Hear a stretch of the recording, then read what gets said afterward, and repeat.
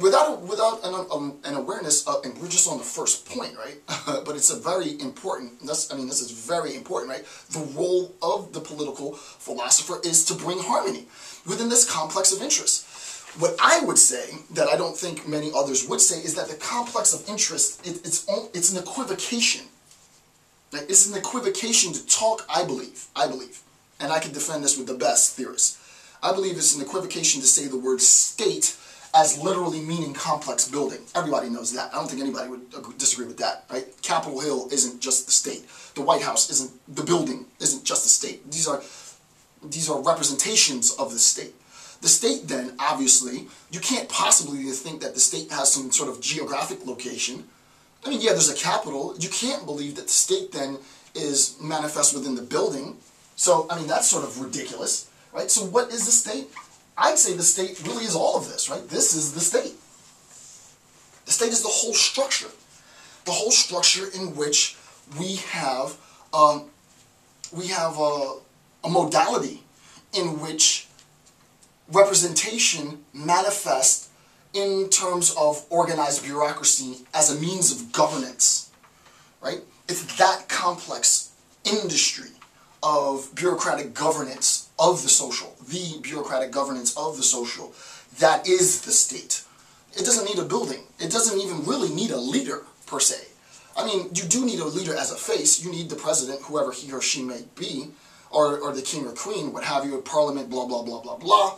But the idea is, the state is actually none of that.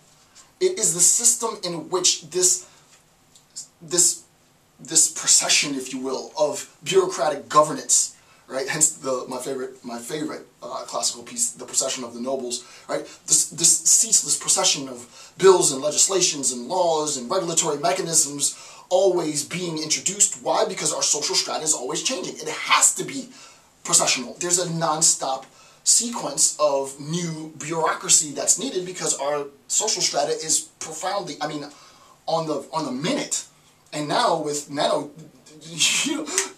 stocks being traded and things, and internet, the stuff that I'm throwing up being put up into cyberspace like every nanosecond, our society transforms at a mind-blowing pace now, right? It was much, much slower before, but I think, quote-unquote, social evolution, and this would make a good, for graduate students that are watching, advanced graduate students that are watching this would make a really awesome dissertation topic, right? Sort of a comparative analysis between social evolution pre-World War, post-World War. Think about how long it took for society to transform pre-World War. Think about how quickly society transforms post-World War.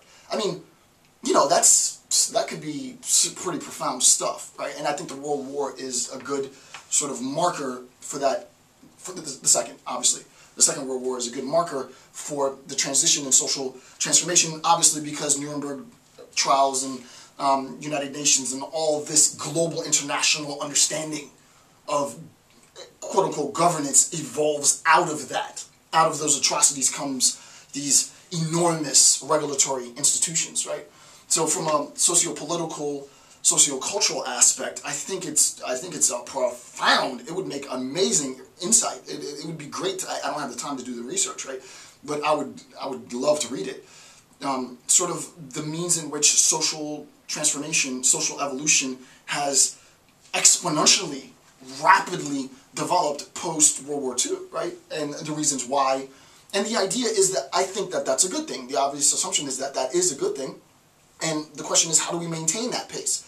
How do we get to a point where within the span of, 20, 30 years, we can talk about so many rights-based decisions being made for the benefit of marginalized populations? I don't know that that would have been possible without the atrocities.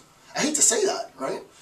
I don't know without World War I and World War II that we would have evolved to such a global social awareness that women would get rights and recognition, blacks would get rights and recognition, gays might get rights, hopefully, and recognition, which I hope they do. It's ridiculous that they don't. Right? The idea is, what are the underlying social paradigms that are informing this super rapid awareness within the global populace? Part of it is, people like me out here putting it out there for you guys to make assessments on your own. And then people who are in positions of power, people who are quote unquote within the complex, to recognize that they have to now align, and this is the point, all of that is for this. Those individuals who are in critical key decision-making capacities must then align their interests with the undeniable, unmitigating, evolutionary transformation of social interests. We as global societies, we want this. We're going to get that. We have an expectation. And if you're there to govern us and you give us that, you'll be there to govern us. If you're there to govern us and we want that and you're not going to acknowledge some of these rights-based initiatives that we as society are making demands on, guaranteed you're going to see social upheaval. Guaranteed you're going to see social protest because there's no stopping it. No political institution is powerful enough to suppress that. Right? So the idea is there has to be a balance. There has to be an alignment of the political elite, the bureaucratic elite, the academic elite, because Foucault wasn't a bureaucrat, right? He was an academic elite who made the populace aware of the discrimination within themselves, not within the political. And that's important, right? A lot of people miss this in Foucault, right? I'm on a freaking tangent right now. I'm like raging, and I got like a lecture to do. Look, I gotta make sure I get past the first paragraph. But I love this stuff, right? This is why I'm doing this, because I just zone out. I love this shit. Foucault's not a bureaucrat, right? Foucault understands, and this is not Foucault's section, but it obviously applies because he's saying, what does the political philosopher do, right? And he being Lasik says, or Lasik, what does he say? He says the political philosopher is in place to balance these complex of interests, and it's not an internal dynamic.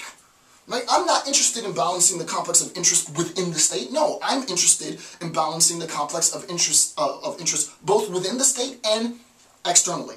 It's a dynamic process in which we align our interests. We, as academics, align our interests, my particular interests for power, for control, for what have you, in such a manner that society gets what it wants.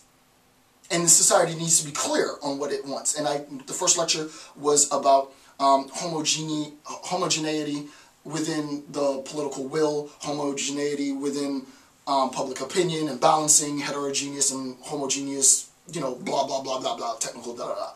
Once that homogeneity is achieved within the public opinion, you had better make sure that there is some conformity within political will to address or to clarify the needs of the social. It can be the case, obviously, that the social will is toxic and the political is precisely in a position to deny the social. Very rare historically that happens, but it does happen, right? So that the political will is in a sense an ethical means of suppressing some bloodlust or what have you within the social public opinion. Very rare that happens. Typically, what ends up happening is the public opinion is such, it becomes homogenized because of marginalized members of the community gaining awareness and then making demands on the complex of interest within the state.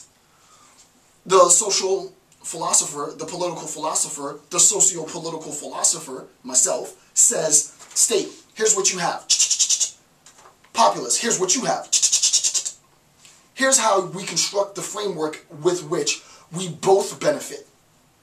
I don't benefit anything aside from the fact that I, quote me, in a sense, I and others like me construct the system in which this balance is brought about.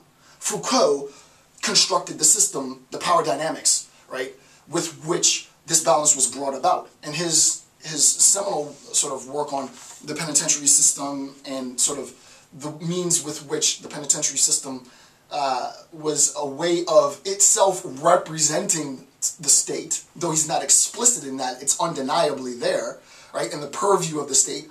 It's undeniable that there is a one-to-one relationship between that sort of metaphorical relationship and sort of the idea of Big Brother, right? Big Brother is there doing what Big Brother does, governing, right, and governance.